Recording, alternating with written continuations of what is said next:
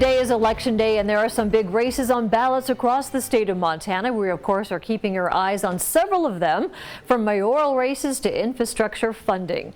KPAX's own Zach Volheim is at the Missoula election offices, and we'll be hearing from them throughout the evening about those Missoula County races. And KPAX's Sean Wells is in Kalispell at the Flathead County Elections Office, where he's going to keep us up to date on those Flathead County races. Some of the key elections in Missoula County include a levy that would revitalize roads, bridges, and trails, some new city council members, and of course the race between Andrea Davis and Sean Knope for the next mayor of Missoula.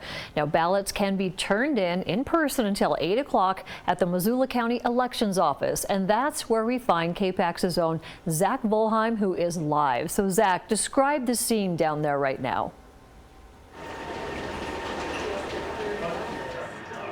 Thank you, Jill. Here at the Election Center, it's pretty busy as the election judges are busy counting all the ballots that have come in. I'm also here with Bradley Seaman, Elections Administrator for Missoula County. Bradley, I first want to touch on what's voter turnout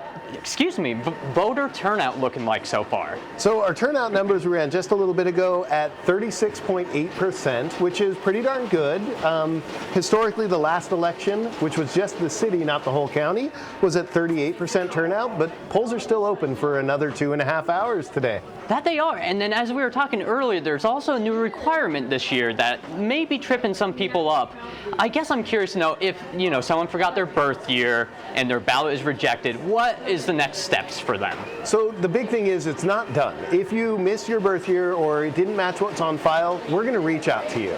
The best thing you can do is check online, myvoterpagemt.com. Make sure your ballot says accepted. If it says rejected, there's already a letter in the mail to you, but our team can help work to get that resolved. Any rejected ballots can be resolved until 5 p.m. tomorrow. So there's still time should you get a notice from us that your ballot was rejected. Gotcha. And until 5 p.m. tomorrow, can someone come in person? Can they call the elections office? What's the process for them? So the process does require that you complete the Secretary of State's rejected ballot form and provide in a copy of your ID. Now, we can do that via the mail, or if you are able to take a picture on your phone, send it in. We can work with you in a lot of ways. You can send it in the mail. If it's postmarked tomorrow, we'll be able to accept it and get it counted on Monday. Great. Well, thank you so much, Bradley. Thank you. Back to you, Jill.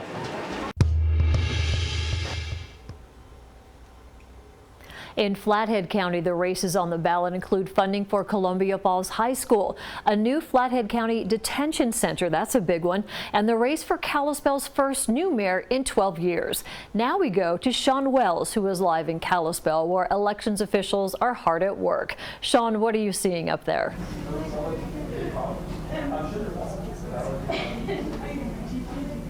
Thanks, Jill. Yeah, I'm here inside the Flathead County Elections Office in Kalispell, but outside a steady stream of cars and people are still dropping off ballots. In fact, I just dropped my own ballot off myself, and you can do that up until 8 o'clock tonight. And we're keeping an eye on three kind of key races here in the Flathead. One is that mayor's race. Again, this is going to be the first time Kalispell has a new mayor in 12 years, and that's between Sid Dowd, Keisa Davison, and Ryan Hunter. Also, a $105 million bond in front of Flathead County voters for a new detention center, and $84 million bond in front of Columbia Falls voters for renovations to the high school. We'll keep a track of all those results and have the latest updates on here on KPAX tonight.